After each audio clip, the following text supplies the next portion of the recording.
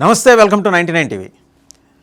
Trump తన ట్రంపరితనాన్ని ఆపట్ల మళ్ళీ మొదలెట్టాడు. ఏంటి? ఇరాన్ మీద హార్ముజ్ దగ్గర బ్యాన్ అనమాట, బ్లాకేడ్ రీఇన్స్టేట్ చేస్తున్నట్టు ప్రకటించాడు. ఎంత కట్టాలంటే అక్కడి నుంచి ఇరాన్ షిప్ బయటికి రావాలంటే హార్ముజ్ దాటి వీళ్ళు ఒక పాయింట్ పెట్టుకున్నారు, ఈయన ఒక టోల్ గేట్ పెట్టుకున్నాడు. అది దాటి వెళ్ళాలంటే ఫుల్లీ లోడెడ్ వెజల్కి $32 మిలియన్ పే చేసి వెళ్ళాలి. అంటే 32 అంటే 20% అన్నాడు. 20% అంటే అది ఫుల్లీ లోడెడ్ దాంట్లో ఇట్ కమ్స్ అరౌండ్ $32 మిలియన్. ఏమైనా సాధ్యమయ్యే పనులు మాట్లాడితే బాగుంటుంది ట్రంప్. అంటే ఇరాన్ని సఫోకేట్ చేయడానికి మాట్లాడా, నిజంగానే ఇరాన్ని దండుకోవడానికి మాట్లాడా, ఇరాన్ని రెచ్చగొట్టడానికి మాట్లాడా? ఈ అంశాలన్నింటి మీద సమగ్ర విశ్లేషణ చేయడానికి మనతో ఉన్నారు geopolitical affairs expert senior journalist Suresh Kochetla garu. Suresh గారు నమస్తే. సార్, రెచ్చగొట్టడానికా, సఫోకేట్ చేయడానికా, లేకపోతే నిజంగానే వసూలు చేయడానికా? నిజంగా వసూలు చేయడానికి ఇది ఒక ఇండికేషన్. ఎందుకంటే ఇంటర్నేషనల్ మ్యారిటైమ్ లాలో మీరు ఎవరి దగ్గర టోల్ తీసుకోలేరు. మీరు ఓపెన్ వాటర్స్లో Suez canal different, Panama canal different. Those were man made గా. మ్యాన్ మేడ్ అండ్ అది అక్కడ పని ఉంది. పుట్టి షిప్ వెళ్ళదు, దానికి నీళ్ళు నింపాల్సి వస్తుంది, హైట్ ఇంక్రీజ్ చేయాల్సి వస్తుంది, హైట్ డిక్రీజ్ చేయాల్సి వస్తుంది, దాన్ని టగ్ చేసుకొని తీసుకెళ్ళాలి, చాలా పనులు ఉన్నాయి. ఒక షిప్ మీదే ఆల్మోస్ట్ 20-30 మంది బయట నుంచి పనిచేస్తారు వాళ్ళ వైపు నుంచి. ఓకే, ఎందుకంటే చాలా మటుకు షార్ట్ కట్ అది. అక్కడ Panama canal north America, south America నడిపించి లేకుండా మొత్తం తిరిగి వెళ్ళాలి మీరు కట్ చేయడానికి అన్నమాట.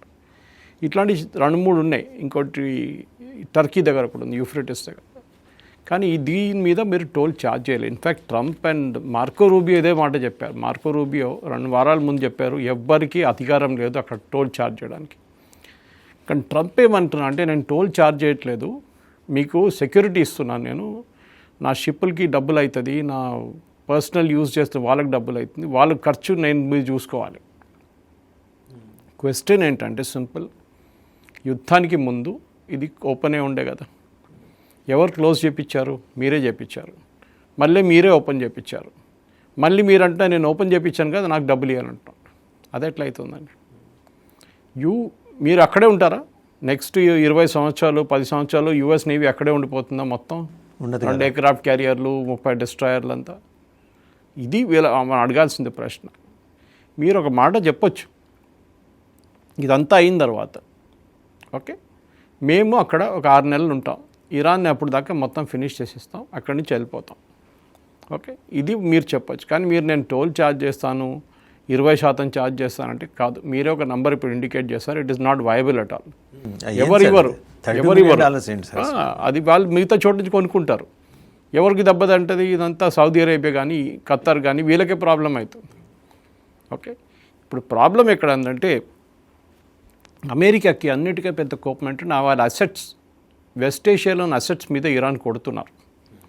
ఇప్పుడు దాకా వాళ్ళ ఎయిర్ ఫోర్స్ బేస్ అంటే ఎట్లా అంటే ఒక వెకేషన్ ప్లేస్ లాగా ఉండే, టెన్షన్ లేకుండా ఉండడానికంటే గల్ఫ్లో వచ్చి మంచి ఒక 2 సంవత్సరాలు పోస్టింగ్ తీసుకొని పనేం లేదు అక్కడ.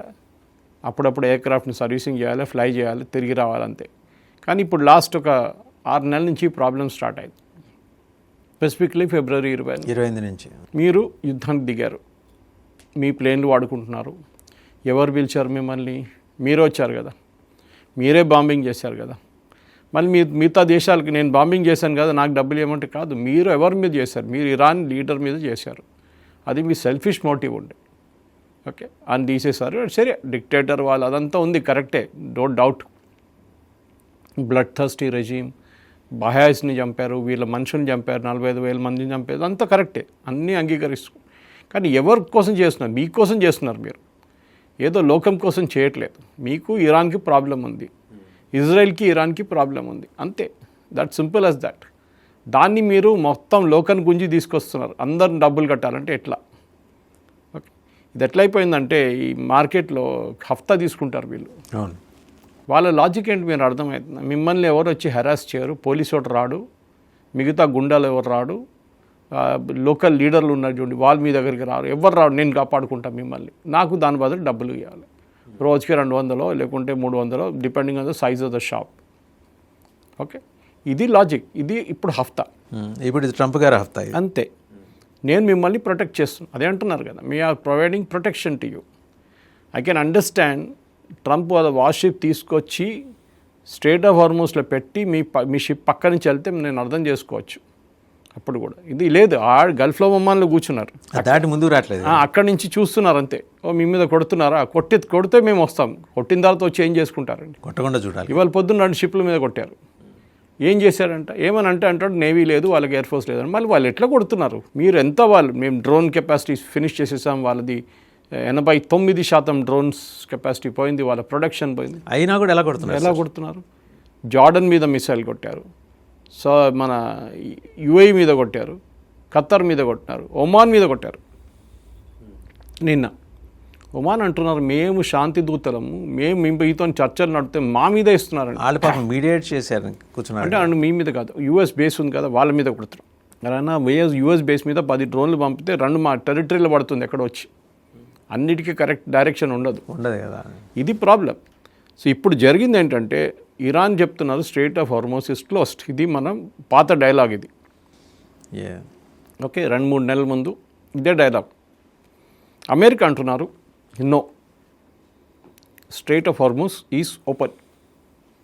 ఇప్పుడు ఎవరి మాట మనం అర్థం చేసుకోవాలంటే ఇవాళ చూస్తే 3 షిప్పులు క్రాస్ అయినాయి ఇవాళ. లాస్ట్ 24 అవర్స్లో 3 షిప్పులు. ఎవరివి సార్ అది ఎవరితో కాదు కానీ ఒకటి ఫుల్ లోడెడ్ బయటికి వెళ్ళింది, 2 ఎంటీ అయిన వెసల్స్ లోపలికి వచ్చి అంతే. అప్పుడు మీరు నార్మల్ అంటే అమెరికా ఏమంటారు, ఇప్పుడు ఏ నార్మల్? ఇప్పుడు వాళ్ళకి అర్థమైపోయింది ఇరాన్ మాట వింటున్నారు అందరూ, ఎందుకంటే వాళ్ళకి భయం, ఇంకేం లేదు. ఇరాన్ మీద రెస్పెక్ట్ కాదు, వాళ్ళకి భయం, వాడు ఎక్కడో మిసైల్ కొడతాడు మళ్ళీ. ఇవాళ పొద్దున కొట్టిన 2 వెసల్స్, అది I think it was UAE flagged vessels, వాళ్ళ మీద కొట్టారు. వీళ్ళది లాజిక్ అర్థం చేసుకోవాలి. ఇరాన్ది పిచ్చోన్ చేతిలో రాయిలాగా ఉంది ఇప్పుడు, అది వాడు ఎక్కడ విసురుతాడో మనకు తెలియదు, ఎక్కడో వచ్చి పడుతుంది అది. ఇది భయం షిప్పర్స్కి.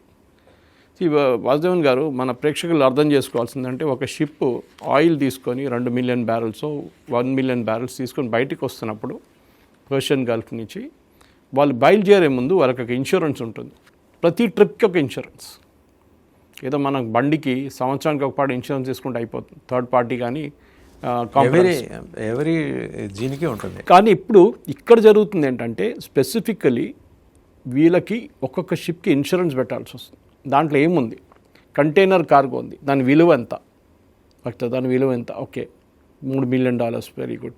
దాంట్లో పెట్రోలియం ట్యాంకర్, దాని విలువ ఎంత, దాన్ని బట్టి ఇన్సూరెన్స్ క్యాలిక్యులేట్ చేస్తారు.